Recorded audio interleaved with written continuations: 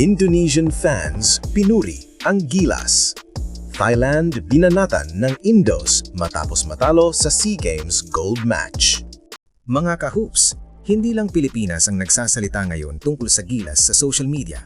Mga Indonesians din pumupuri. At kasabay sa mga matatamis na salita, may matitinding salita din sila sa host country, Thailand. Matapos ang SEA Games Finals, ibang bansa na ang nag-confirm, Gilas Pilipinas is still the king of Southeast Asian basketball. Pagkatapos ng 70-64 panalo ng Gilas laban sa Thailand, umingay ang social media. Pero kasama sa atin nag-ingay? Indonesian basketball fans.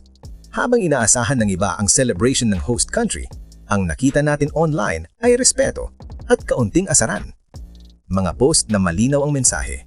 Kahit may home court, kahit may eligibility adjustments, hindi pa rin sapat para talunin ang Pilipinas.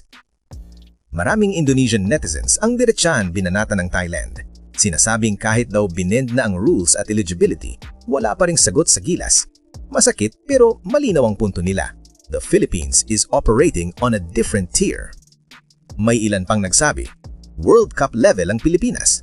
At kung ganun ang level mo, kahit anong adjustments, kulang pa rin. Sa Southeast Asia, Pilipinas lang ang regular na humaharap sa World Cup level competition. Ibig sabihin, sanay ang Gilas sa size, physicality at pressure. Kaya kahit sa regional stage, ibang klase ang composure at depensa. Reality check lang. Ito pa ang kanilang mga sinabi. Isa pang madalas banggitin ng Indonesian fans na neutralize si Fred Lish. Ayon sa kanila, hirap na hirap ang Thai guard na mag-orchestrate ng offense dahil sa laki at haba ng Gilas defenders. Passing lanes, sarado. Driving lanes, may naghihintay. Tempo control, nawala. At dito raw nakita ang malaking agwat, size, plus discipline, plus system. May isang comment pa online, medyo pabiro, pero may punto. Kung nilaro pa ng Pilipinas sina Kai Soto, Junmar Pajardo, at Dwight Ramos, massacre ang kahahantungan ng Thais. Hindi ito disrespect. Ito ay pagkilala kung gaano kalalim ang talent pool ng Gilas. At totoo naman, hindi pa full force ang inilabas ng Pilipinas. Tinawag pa nga ng ilang nating kababayang netizens online na Team C or D daw ang current SEA Games Basketball Men's 5x5 Team Lion. Pero kahit kulang sa superstars, nanalo pa rin ang Gilas gamit ang depensa at execution. Iyan ang trademark ng mature basketball program.